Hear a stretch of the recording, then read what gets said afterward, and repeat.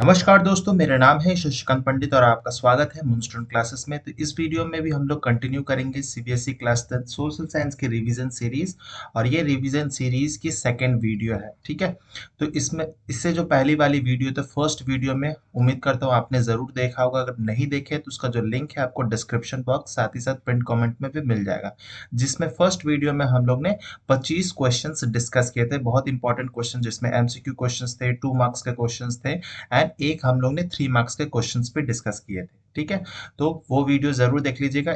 इस वीडियो में हम लोग इसको कंटिन्यू करेंगे और इस पर्टिकुलर वीडियो में हम लोग 3 मार्क्स, 4 मार्क्स और मैपिंग जो होगा, मैपिंग से रिलेटेड क्वेश्चंस हम लोग इसमें डिस्कस करने वाले हैं। तो इस वीडियो को अंत तक जरूर देखिएगा, बहुत ही इंटरेस्टिंग होने वाली है वीडियो। और अगर वीडियो अच्छा लगे तो लाइक शेयर सब्सक्राइब जरूर कर दीजिएगा। तो चलिए, सबसे पहला इस वीडियो का सबसे पहला क्वेश्चन जो है वो है क्वेश्चन नंबर 26। क्या कहता है कि explain the effects of world wide economic depression on India towards the late 1920s। तो आपको पता होगा 1929 के आसपास में ग्रेट इकोनॉमिक डिप्रेशन या रिसेशन आया था पूरे वर्ल्ड वाइड में। और स्पेशली इसका जो प्रभाव था वो यूरोप और अमेरिका में तो था ही था, लेकिन इसका प्रभाव सारे पूरे वर्ल्ड में ही था। इसीलिए इसको ग्रेट इकोनॉमिक डिप्रेशन भी कहा जाता है। तो इसके लिए ये जो क्वेश्चन है ये 3 मार्क्स के क्वेश्चंस में आ सकता है। सेक्शन सी से ये क्वेश्चन है, ठीक है। तो आपको इस तरह से आंसर लिखना होगा कि क्या क्या इफेक्ट है। तो सबसे पहला है कि the depression immediately affected Indian trade. Indian export and imports nearly came to half between 1928 to 34, ठीक है। और इंडिया का जो एक्सपोर्ट और इंपोर्ट होता था, रॉ मटेरियल्स हम लोग जो एक्सपोर्ट करते थे और इंपोर्ट हम लोग प्रेशियस गुड मेटल्स वगैरह करते थे, वो सब हाफ हो चुका था, ठीक है। फिर between 1928 and 34 wheat prices fail by 50%। India में जो है वीट का प्राइसेस बहुत बहुत कम हो गया। The fall in the price and deep impact on the poor farmers, obviously जो पुअर फार्मर्स थे। Through agriculture, though agriculture prices fell sharply, but the colonial government refused to give any relief to the farmers in terms of taxes, ठीक है। Colonial जो Britishers थे वो tax में कोई relief नहीं दे रहे थे, क्योंकि वो खुद ही वॉर में इन्वॉल्व थे एंड उनके पास भी ऑब्वियसली रिसेशन आ चुका था। फिर तीसरा जो कारण था कि the unrest created the great depression provided an opportunity for Mahatma Gandhi to launch the civil disobedience movement in 1931। तो ठीक है, तो ये 3 कारण थे। क्या क्या मतलब इसका क्या इम्पैक्ट पड़ा था ग्रेट डिप्रेशन का, ठीक है। तो ये बहुत इस तरह से आप क्वेश्चंस, और हमेशा कोशिश कीजिएगा कि पॉइंट्स वाइज में लिखिए। पॉइंट्स वाइज में लिखेंगे तो ज़्यादा आपको मार्क्स आसानी से मिलने का चांस रहेगा, ठीक है। तो ये 3 नंबर का क्वेश्चन था। फिर क्वेश्चन नंबर 27 देख लेते हैं कि how can we say that globalisation has been advantageous to consumer as well as the producers, give reason. ये भी क्वेश्चन जो है 3 मार्क्स में भी आ सकता है या 4 मार्क्स में भी आ सकता है, ठीक है। तो मतलब क्वेश्चन का थोड़ा सा ट्रिक वे में दे दिया गया है कि बेसिकली पूछा गया है कि ग्लोबलाइजेशन जो है वो प्रोड्यूसर्स और कंज्यूमर दोनों के लिए बेनिफिशियल कैसे है, ठीक है। तो वो आपको समझाना है। तो सबसे पहला जो हम लोग इसका रीजन देंगे कि globalisation has led to an intense increase in the industrial competition, है ना। ग्लोबलाइजेशन के बाद में और स्पेशली इंडिया में एलपीजी रिफॉर्म्स के बाद में इंडस्ट्रियल कंपटीशन बहुत बढ़िया था, क्योंकि बहुत सारे इंडस्ट्रीज ग्रो होने लग गए, बहुत सारे फॉरेन ब्रांड इंडिया में आने लग गए, है ना। तो as a result producers are competing each other to provide a better and cheaper services to the consumer, ठीक है। तो इसके कारण क्या होगा, इससे जो ये बहुत बेनिफिशियल है ये कंपटीशन था, हाँ। जिसके कारण जो प्राइसेस थे कोई भी कमोडिटीज के वो कम हो गए थे। और अगर प्राइसेस कम होंगे तो जो हम लोग कंज्यूमर्स हैं उनके लिए तो बेनिफिशियल है ये। और प्रोड्यूसर्स के पास भी, क्योंकि दाम कम है तो बहुत ज़्यादा बिक्री हो रही थी, है ना। तो ये दोनों के लिए बेनिफिशियल है। फिर सेकंड पॉइंट है कि with the initiation of globalisation producers now have actively free access to the international market, ठीक है। तो उनको ग्लोबलाइजेशन के कारण जो फ्री इंटरनेशनल मार्केट में उनको एंट्री मिल गई थी। वो अगर हम लोग इंडिया में कुछ प्रोड्यूस कर रहे थे तो हम अपना सामान जो है अमेरिका, जापान, चाइना कहीं भी बेच सकते थे। तो ये फायदा था। ये आप एग्जाम्पल के तौर पे लिख सकते हैं। Also they can avail more easily credit facilities toward the in terms of capital and technology, ठीक है। तो अपना ह्यूमन कैपिटल पे या इन्वेस्टमेंट पे, नए नए टेक्नोलॉजीज पे रिसर्च के लिए उनको आसानी से क्रेडिट फैसिलिटीज भी मिल जा रही थी, लोन्स भी मिल जा रही थी, ठीक है। जैसे कि इलेक्ट्रॉनिक गुड्स, गारमेंट इंडस्ट्री का एग्जाम्पल दे सकते हैं। फिर तीसरा है कि consumer had more chances of goods and services, है ना। तो ग्लोबलाइजेशन के कारण ही इन जो कंज्यूमर्स थे उनके पास बहुत ज्यादा चांसेस थे, ठीक है। अलग अलग ब्रांड्स आ चुके थे as compare to the earlier times, और एलपीजी रिफॉर्म जब तक नहीं आया था तब ऐसा सिचुएशन नहीं था। Time specially in the modern digital equipments like cell phones, camera, आपके पास आज के समय में हजारों तरह के फोन, स्मार्टफोन्स, इलेक्ट्रॉनिक सामान मार्केट में अवेलेबल है, अलग अलग ब्रांड्स के, तो हमारे पास बहुत ज़्यादा ऑप्शंस हैं। तो इस तरह से आप 3 पॉइंट्स में इसको लिख सकते हैं, क्या एडवांटेजियस था consumer as well as producers के लिए। ठीक है, तो ये भी बहुत इंपॉर्टेंट क्वेश्चन है। फिर क्वेश्चन नंबर 28 देख लेते हैं कि the following table shows the proportion of adults 15 to 49 years whose BMI is below normal। ठीक है, तो BMI क्या होता है? बॉडी मास इंडेक्स, जो बेसिकली अगर फॉर्मूला में बताऊं तो वो होता है किसी भी पर्सन का वेट कितना है, ठीक है, ऑब्वियसली केजी में आएगा, और उसका हाइट कितना है। हाइट जो है उसको मीटर्स में लेना है, ठीक है। तो ये फॉर्मूला बन जाता है वेट बाई हाइट। ठीक है, तो इससे बीएमआई निकलता है। अगर बीएमआई 18.5 से कम है तो वो नॉर्मल कंसिडर किया जाता है, उससे ज्यादा होता है तो ओबेसिटी माना जाता है, ओबीस पर्सन माना जाता है ना। तो it is based on survey of various states for the year 15-16। Look at the table and answer the following questions. तो ये एक ना एक क्वेश्चन तो ऐसा जरूर आएगा जो कि टेबल बेस्ड होगा, ग्राफ बेस्ड या टेबल बेस्ड क्वेश्चंस आएगा, और मोस्ट प्रोबेबली चांसेस है इकोनॉमिक्स में आने का, ये सबसे ज्यादा चांसेस है। ठीक है, तो कुछ स्टेट दिए गए हैं, केरला, कर्नाटक, मध्य प्रदेश, ऑल स्टेट्स में, और मेल फीमेल परसेंटेज लिखा गया कि कितना है बीएमआई।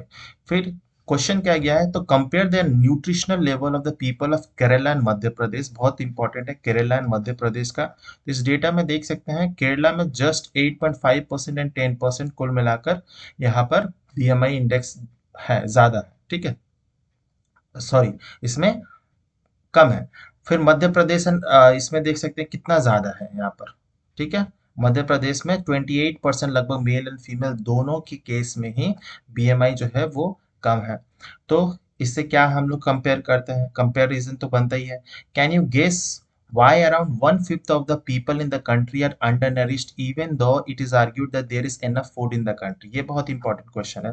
देख सकते हैं कि 23% फीमेल्स और लगभग मेल 20%, लगभग 1/5 ऑफ द जो पॉपुलेशन है वो अंडर नरिश्ड है। हम लोग के पास खाना बहुत सारा, अनाज बहुत है, फिर भी हम लोग के पास आज भी बहुत सारा पॉपुलेशन है जो भूखा सोता है, माल न्यूट्रिशन की है। ये क्यों है? तो ये बहुत अच्छा क्वेश्चन है। तो अगर कंपैरिजन देखा जाए तो Kerala has less percentage of people who are undernourished, है ना, वहाँ पर 8.5%, 10% है। जबकि मध्य प्रदेश में 28% लगभग मेल फीमेल दोनों ही उसमें वहां पर अंडर नरिशमेंट या माल न्यूट्रिशन का प्रॉब्लम है। ठीक है, this means people are able to fulfil their requirements. तो जो केरला में है वहाँ की स्थिति सही है, मध्य प्रदेश में सही नहीं है। तो ये आप कंक्लूड कर सकते हैं, ये 1 मार्क्स का है।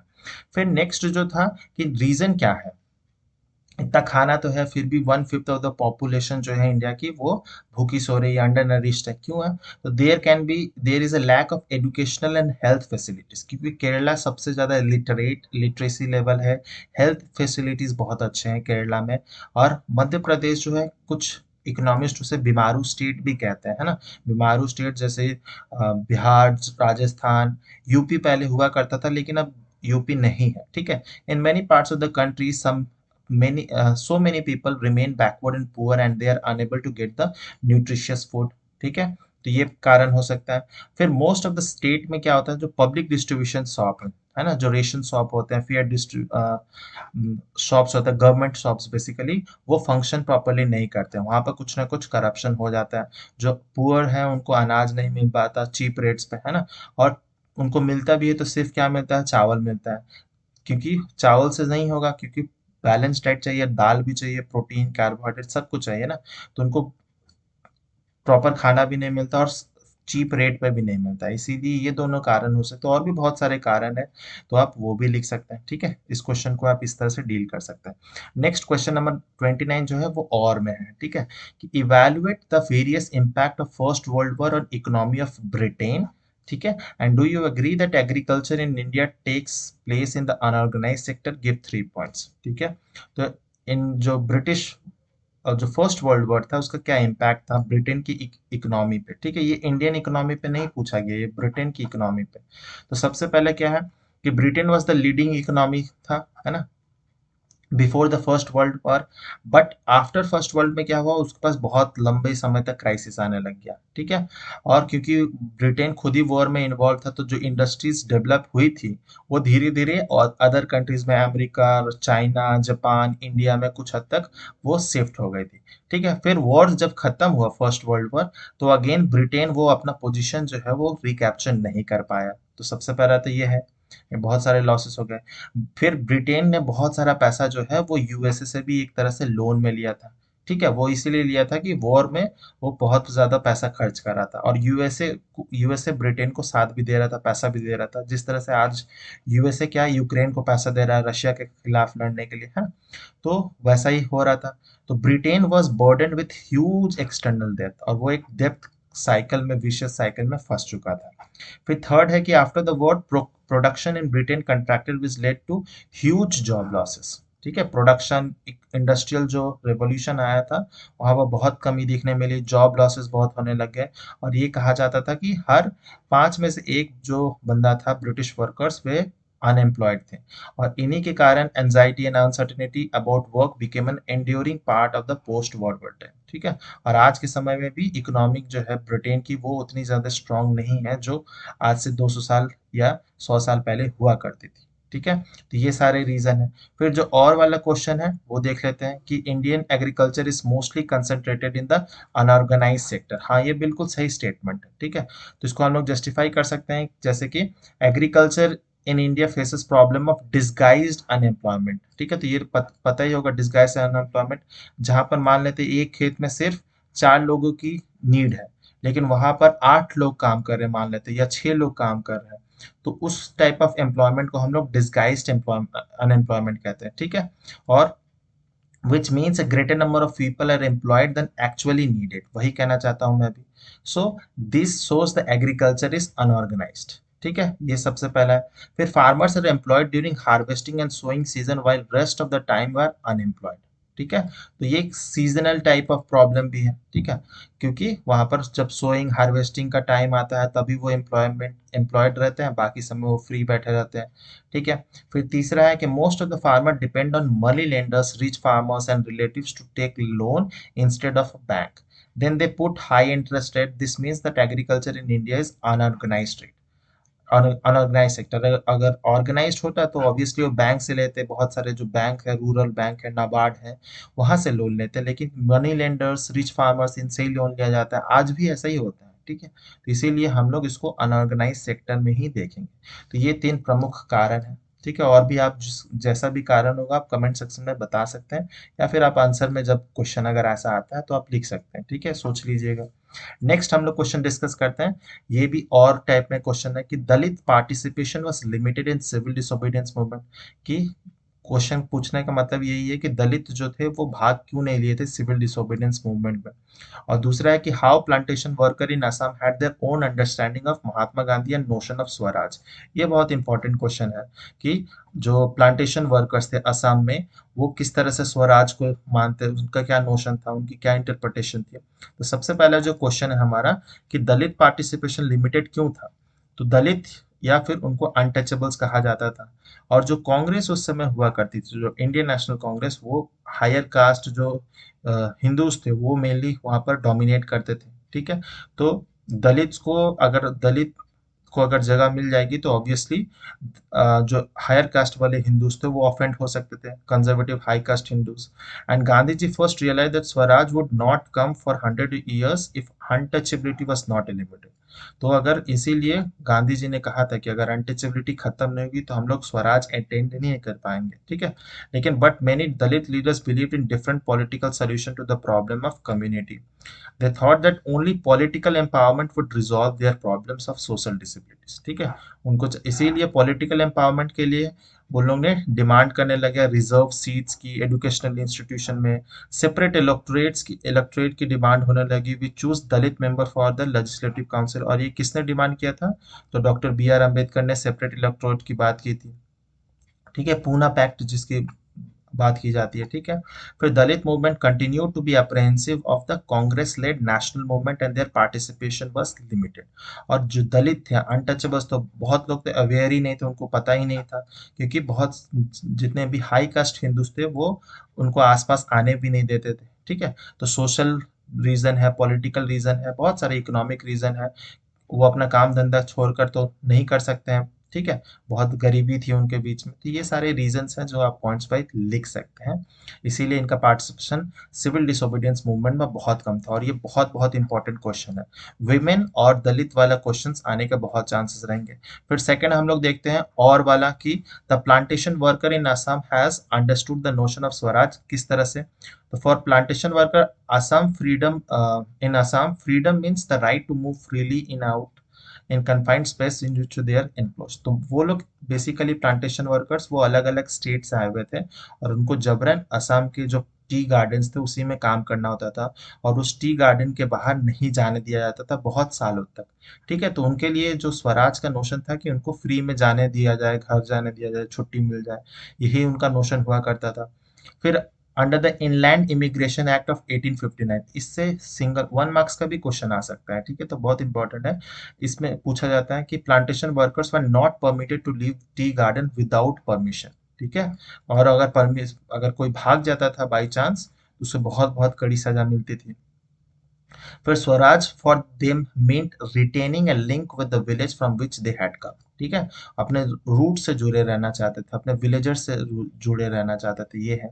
फिर when they heard movement of thousands of their authorities left, non cooperation worker refuse to pay obey plantation and headed. और जब वो गांधी जी की बात समझने लगे, सुनने लगे स्वराज की बातें, तो वो सब अपना अपना टी गार्डन्स छोड़कर अपने अपने घर की तरफ भागने लगे थे। They believed that Gandhi Raj was coming and everyone would be given their land in their own village। और इनका ये भी नोशन था कि गांधी राज आएगा तो सबको अपना खुद का जमीन मिल जाएगा अपने अपने गांव में, ठीक है। तो ये बहुत बहुत इंपॉर्टेंट क्वेश्चन है, वेरी वेरी इंपॉर्टेंट क्वेश्चन है, ठीक है। नेक्स्ट क्वेश्चन को हम लोग डिस्कस करते हैं, ये भी और में ही है कि what are the better public facilities, explain any 4 public facilities. And और का क्या है कि elucidate the significance of secondary sector in Indian economy, ठीक है। तो मैन्युफैक्चरिंग सेक्टर से ये क्वेश्चन है। तो पब्लिक फैसिलिटीज वैसे फैसिलिटीज हैं जो कि गवर्नमेंट प्रोवाइड करते हैं, इधर फ्री ऑफ कॉस्ट में या फिर उसका कॉस्ट जो है बहुत कम रेट होता है। और ये इसीलिए किया जाता है for the welfare of the peoples, जैसे कि स्कूल्स हो गए, free school, government school, primary health centres हो गए, पब्लिक ट्रांसपोर्ट हो गए। बहुत सारे स्टेट में जो महिलाओं के लिए सीट्स होती है वो रिजर्व्ड होती हैं, फ्री होते हैं, एल्डरली पीपल्स के लिए होते हैं, दिव्यांगजनों के लिए होते हैं, है ना। तो ये सब क्या है, पब्लिक फैसिलिटीज है बेसिकली, ठीक है, पब्लिक के वेलफेयर के लिए होते हैं। तो 4 मेजर फैसिलिटीज हम लोग देख लेते हैं, जैसे कि सबसे पहला है वह है basic education, right to education act, इसके बारे में भी आप लिख सकते हैं। फिर बेसिक हेल्थ फैसिलिटीज, ठीक है, तो बेसिक हेल्थ फैसिलिटीज में भी जो प्राइमरी हेल्थ सेंटर्स होते हैं आपके आसपास के विलेजेस, टाउन्स में, वहाँ पर भी आपको फ्री इलाज और मुफ्त की दवाइयाँ मिल सकती है, और ऐसे बहुत सारे गवर्नमेंट हॉस्पिटल्स भी हैं जहाँ पर इलाज मुफ्त मिल सकता है। फिर तीसरा है law and order facilities on security reasons, है ना, पुलिस का जो काम है या जो सिक्योरिटी फोर्सेस का काम है लॉ ऑर्डर मेंटेन करके रखना, ये भी पब्लिक फैसिलिटीज में है।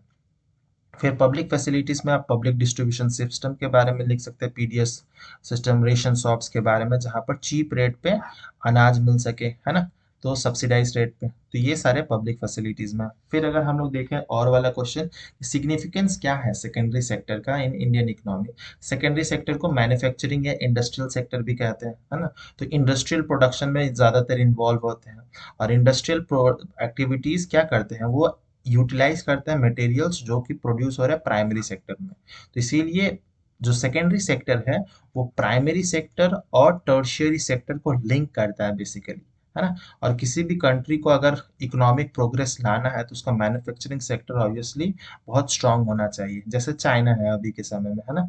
तो it also induces services like transport market to flourish, as all sector of the economy are interdependent, है ना। ये हम लोग ने पढ़ा था फर्स्ट चैप्टर से ही, हम लोग ये सब पढ़ते आ रहे हैं कि इंटरडिपेंडेंट है। तो सेकेंडरी सेक्टर बहुत ज्यादा great contribution for the sustenance and growth of other sectors.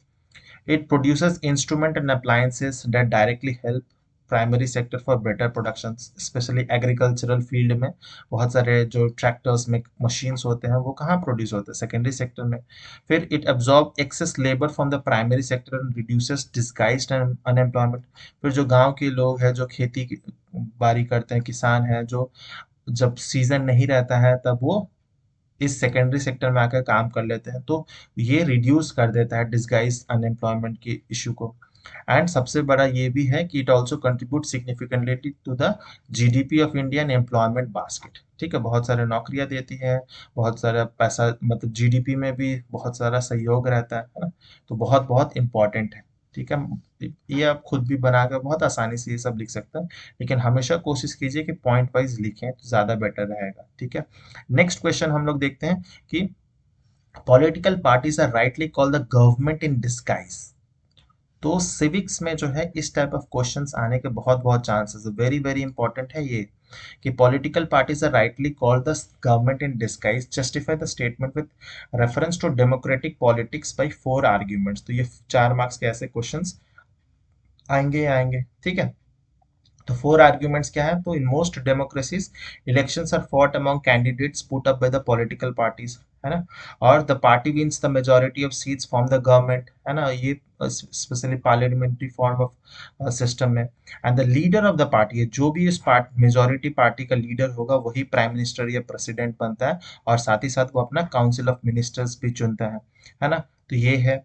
फिर बेसिकली इस क्वेश्चन का मतलब ही यही है कि पॉलिटिकल पार्टी का नेसेसरी क्यों है, पॉलिटिकल सिस्टम का जरूरत क्यों है, यही क्वेश्चन का मतलब है। ठीक है, सेकंड है कि in democracy large number of similar opinions have to be group together to provide a direction in which policies are formulated, क्योंकि सबके अलग अलग इंटरप्रिटेशंस होते हैं और आकांक्षाएं होती हैं, तो वो उनको एक ग्रुप किया जाता है। ठीक है, तो और ये ग्रुप करने का काम कौन करता है, तो वो पॉलिटिकल पार्टीज करते हैं, क्योंकि बहुत सारे अलग अलग ओपिनियंस व्यूज होते हैं, उनको एक ग्रुप करके फ्यू बेसिक पोजीशंस बनाया जाता है। And if it's ruling party government accept the line taken by. ठीक है, तो जैसे हम लोग बेसिकली आज से 40-50 साल पहले क्या बात करते थे, रोटी कपड़ा मकान के बारे में, है ना, और आज भी ये इशू तो है ही। फिर तीसरा पॉइंट है कि political parties raise and highlight issues often they say public opinion. ठीक है, पब्लिक ओपिनियन को वो शेप करता है, पब्लिक की जो डिमांड होती है उसको शेप किया जाता है। जैसे बहुत समय से, बहुत सालों से ही डिमांड थी कि राम मंदिर बनने के लिए, अब उस डिमांड को फुलफिल किया गया। फिर आर्टिकल 370 से रिलेटेड तो आप एग्जाम्पल देकर भी लिख सकते हैं। ठीक है, जो करंट इवेंट्स में एग्जाम्पल्स हुए हैं, अब एग्जाम्पल भी लिखेंगे तो कोई गलती नहीं होगा, कोई काटेगा नहीं। ठीक है, लेकिन वैलिड एग्जाम्पल्स होने चाहिए। ठीक है, फिर चौथा पॉइंट है कि the parties which play the role of opposition in the government always criticise the government for its wrong policies. ये भी बहुत जस्टिफाई करता है पॉलिटिकल सेटअप का, है ना। अगर अपोजिशन पार्टी नहीं होंगी तो जो रूलिंग पार्टी वो एक टाइप ऑफ डिक्टेटर बन जाएगा, वो अपनी मनमर्जी करेगा। तो अपोजिशन पार्टी का होना भी बहुत जरूरी है, तभी जाके एक पॉलिटिकल सिस्टम जो है वो स्ट्रांग रहेगा, और पॉलिटिकल सिस्टम स्टेबिलिटी रहेगी तो कंट्री भी अल्टीमेटली स्ट्रांग रहेगा। ठीक है, तो इस तरह से आप क्वेश्चन को जस्टिफाई कर सकते हैं 4 पॉइंट्स में। फिर नेक्स्ट क्वेश्चन नंबर 33 देख लेते हैं। Write down the features of alluvial soil with respect to its formation, area of classification and inclusion of mineral।